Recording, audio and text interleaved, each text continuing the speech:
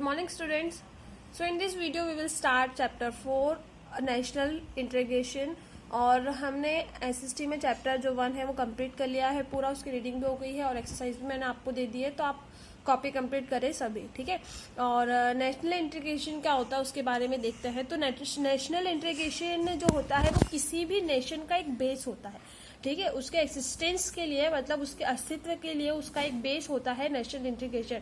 अगर हम national integration के मीनिंग को समझना चाहते हैं तो हमें ये वर्ड पहले पता होना चाहिए कि व्हाट इज नेशन। फर्स्टली जो नेशन होता है उस नेशन को हमें समझना नेसेसरी है, then we understand the meaning of national integration. हम लोग नेशनल इंटीग्रेशन के मीनिंग को समझ सकते हैं। जो नेशन होता है एक तरह का सिनोनिमस नहीं है किसी भी स्टेट का, मतलब जो नेशन होता है वो एक स्टेट का एक पर्यायवाची बोलते हैं, सिनोनिम नहीं होता है, ना ही वो एक कास्ट होती है, ठीक है। तो सो नेशन क्या होता है? तो जनरली अगर हम नेशन की बात करें तो नेशन जो होता है वो एक पर्टिकुलर, मतलब किसी भी लैंड पोर्शन में रह रहे जो लोग होते हैं उन लोग की जो फीलिंग होती है, फीलिंग जैसे कि उनके कलेक्टिव पॉलिटिकल जो पॉलिटिकल इश्यूज होते हैं, किस तरह की वहाँ की पॉलिटिक्स है, वो सारी चीजें, कल्चर कैसा है वहाँ का, जियोग्राफिकल फीलिंग्स जो होती है, इन सभी को रिप्रेजेंट करता है एक नेशन, ठीक है। और नेशन जो होता है इस तरह से हम बोल सकते हैं, जो नेशन होता है वो एक एब्स्ट्रैक्ट एंटिटी है।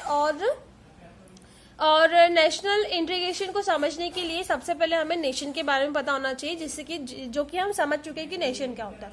नेक्स्ट हमारा ये आता है what is national integration. National integration क्या होता है? तो ये होता है the feeling of oneness irrespective of caste, creed region, language and mutual understanding among the citizen of a nation is national integration. So national integration क्या होता है कि किसी भी नेशन में रह रहे सिटीजन, मतलब उस नेशन में रह रहे जो लोग होते हैं उनकी फीलिंग, और फीलिंग में क्या क्या उनके जो कास्ट होती है, क्रीड होता है, कास्ट मतलब उनकी जो जाति हो गया, पंथ, उसका रीजन मतलब वो किस एरिया में रह रहे, वो वहाँ की लैंग्वेज।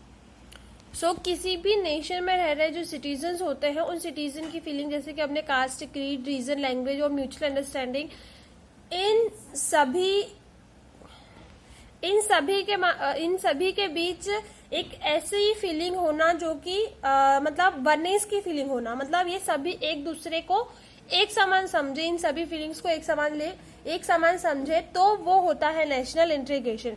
नेशनल इंटीग्रेशन जो होता है वो किसी भी नेशन की यूनिटी के लिए स्टैंड करता है। बेसिकली जो नेशनल इंटीग्रेशन होता है एक तरह की इंटीग्रेशन की फीलिंग है, मतलब इंटीग्रेशन का मतलब होता है यूनिटी, है ना, मतलब एक साथ एकजुट रहना, वो होता है एक तरह की इंटीग्रेशन ऑफ फीलिंग है ना।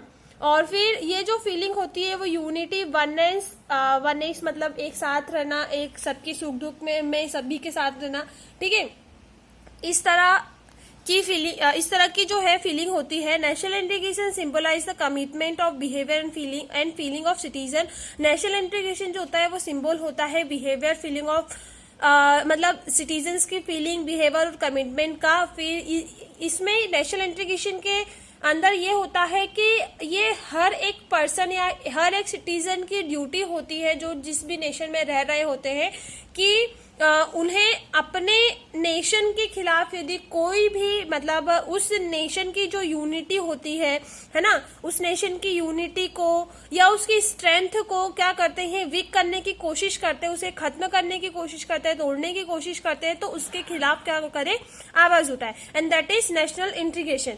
अब नेक्स्ट आता है हमारा हिस्टोरिकल बैकग्राउंड। जो हिस्टोरिकल बैकग्राउंड है नेशनल हमारे नेशन का, उसके बारे में हम देखें तो अगर हम जाने जो हमारा एंशिएंट इंडिया था, है ना, जो एंशिएंट इंडिया था उसमें नेशनल इंटीग्रेशन की कोई भी मतलब एक प्रॉब्लम थी ही नहीं। यहाँ जो लोग रहते थे वो अलग अलग कंट्रीज से आए थे, अलग अलग रीजन से इंडिया में आए थे पास्ट में, और उन्होंने क्या करा, यहीं पे आके वो रह गए और इंडिया को उन्होंने अपना होम बना लिया, और कुछ यहीं पे रह गए, है ना, और इंडिया के अलग अलग पार्ट मतलब इंडिया के अलग अलग पार्ट में वो रहने लगे, और उन्होंने हमारा जो इंडियन कल्चर और सोसाइटी है उसे भी क्या कर लिया, उसे भी अपना लिया, और वो यहाँ पे मतलब हमारी लैंग्वेज, हमारे कस्टम, रिलीजन, कल्चर, इन सभी के साथ वो क्या हो गए, जुड़ गए, है ना, घुल मिल गए हैं इन सभी के साथ। और धीरे धीरे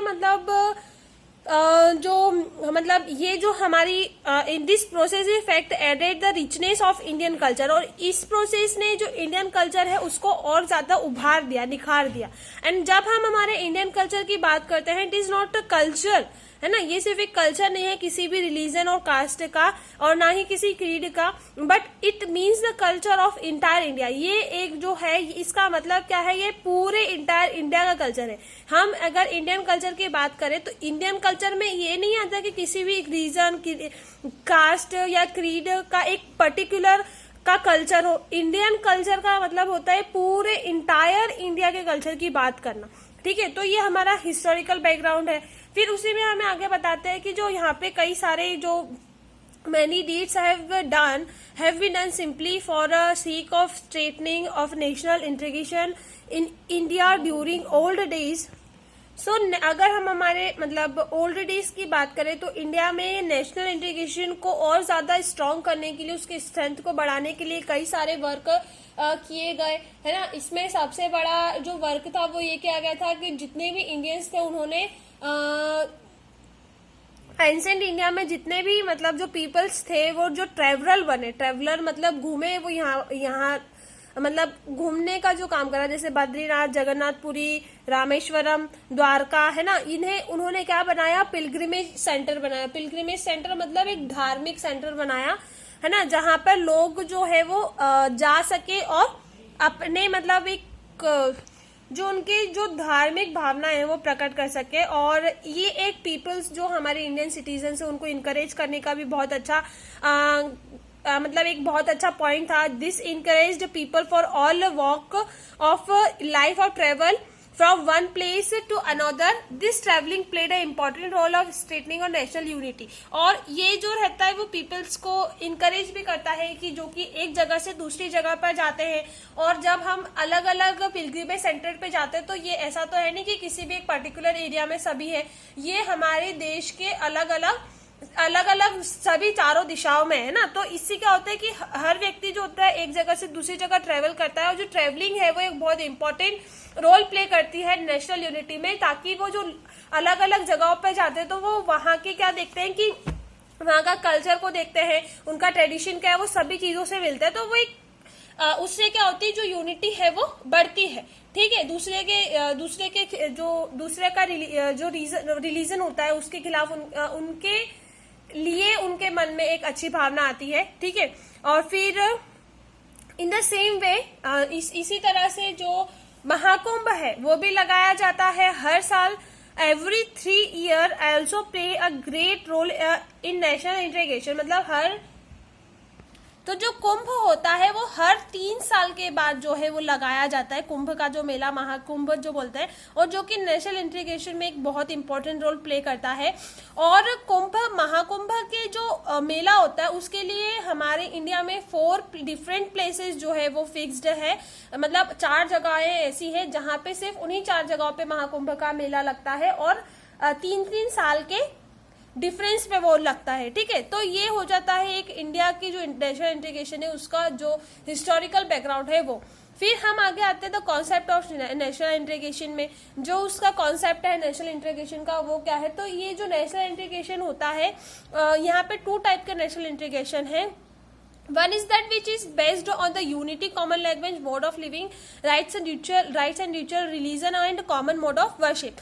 जो पहला नेशनल इंटीग्रेशन है वो किस पर बेस्ड है, एक तो यूनिटी पर, उनकी कॉमन लैंग्वेज पर, मोड ऑफ लिविंग रहने के तरीके पर, राइट्स एंड रिचुअल मतलब उनके रीति रिवाज, रिलीजन धर्म, और जो उनका कॉमन मोड ऑफ वर्शिप है कि उनकी पूजा पाठ क्या है, किनको वो पूजते हैं, उन चीजों पर जो है वो डिपेंड करता है। और जो दूसरा टाइप होता है नेशनल इंटीग्रेशन का वो क्या होता है, यूनिटी इन डाइवर्सिटी, ठीक है। Unity in diversity is the second mode of national integration, जिसके लिए हमें बता रहे हैं language, mode of living, rights and ritual, religion and ETC में be different, but outlook of national security is the same. है ना। मतलब दूसरा जो नेशनल इंटीग्रेशन का टाइप है वो भी एक यूनिटी इन डाइवर्सिटी है, जिसे हम समझ सकते हैं लैंग्वेज, उनके रहने के तरीके, rights and ritual and religion, ये डिफरेंट हो सकते हैं, है ना। मतलब ये अलग अलग हो सकते हैं, लेकिन जो नेशनल सिक्योरिटी है उसके तहत अगर हम इन्हें देखें तो ये सेम है। और our national issue like national unity, हमारे नेशनल इश्यूज कौन कौन से हैं? National unity and integrity.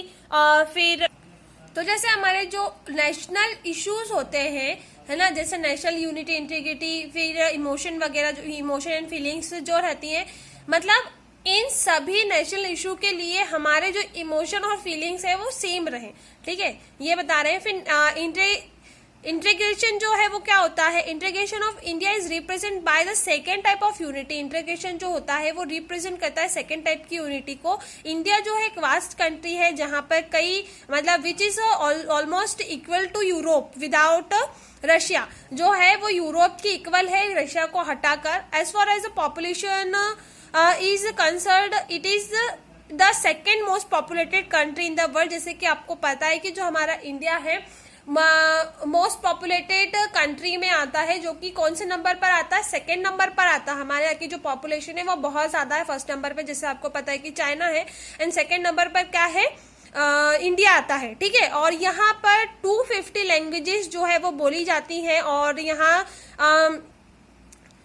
अलग मतलब 250 से भी ज्यादा जो है वो लैंग्वेज जो है वो बोलते हैं। और 22 लैंग्वेज जो है वो यहाँ पर नोटिफाइड है नेशनल लैंग्वेज के तौर पर, है ना। हमारे इंडियन कॉन्स्टिट्यूशन में 22 लैंग्वेजेस नोटिफाई है नेशनल लैंग्वेज के तौर पर। और वहीं पे हम देखें कि as far as religions are concerned, almost all religion of the world are followed here. और हमारा एक इंडिया एक ऐसी कंट्री है जहां पर हर धर्म को फॉलो किया जाने वाले लोग जो है वो पाए जाते हैं, है ना।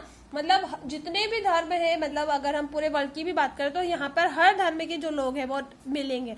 जैसे हिंदू, मुस्लिम, क्रिश्चियन, पारसी, सिख, यहाँ पे हर मतलब जो पीपल्स है वो रहते हैं, और हम उनकी मतलब एक उनकी जो भी धर्म है उनका सम्मान भी करते हैं। The behaviour that there may be diversity in the dressing habits, food habits and way of living and worship, but even after all this diversity there is unity where national interest is concerned, है ना। हम देखते हैं कि अब जब अलग अलग धर्मों के लोग एक जगह पर रहते हैं, जैसे कि तो उनके सभी चीजें अलग अलग होंगी, उन सभी चीजों में डाइवर्सिटी हमें देखने को मिलेगी। जैसे उनका रहने का तरीका, खाने का, पहनने का, पूजा करने का, बोलने का, सब अलग अलग है ना। लेकिन फिर भी अगर हम नेशनल इंटरेस्ट से बात करें तो यहाँ जो डाइवर्सिटी है उस डाइवर्सिटी में भी यूनिटी है ना। तो तभी तो हमारे देश को बोलते हैं ना यूनिटी इन डाइवर्सिटी, मतलब यहाँ पे अलग अलग धर्मों के अलग अलग जो लोग हैं वो रहते हैं और फिर भी उनमें यूनिटी है, इसलिए वो यूनिटी इन डाइवर्सिटी के अंतर्गत आते हैं, ठीक है। एंड इसीलिए हम इसे यूनिटी इन डाइवर्सिटी के नाम से भी जानते हैं, ठीक है। और जो फीलिंग होती है नेशनलिज्म की, वो एक हमारे नेशन की यूनिटी जो है उसको मजबूत करती है। दैट इज वाई हम लोग बोलते हैं Srinagar and Guwahati our country our soul. जो श्रीनगर गुवाहाटी है वो हमारी कंट्री और हमारी ही मिट्टी है, अपनी ही माटी है, ठीक है। अब इसके आगे जो प्रमोशनल फोर्सेस दिए हैं वो हम नेक्स्ट वीडियो में कंटिन्यू करेंगे। इसके चैप्टर आप पूरी अच्छे से, इसके जो रीडिंग है वो आप अच्छे से करके रखेंगे। जो फंडामेंटल राइट्स वगैरह आपको दिए हैं, फंडामेंटल ड्यूटी से पूरा आपको रीडिंग करके रखना है पहले से, ठीक है। Thank you.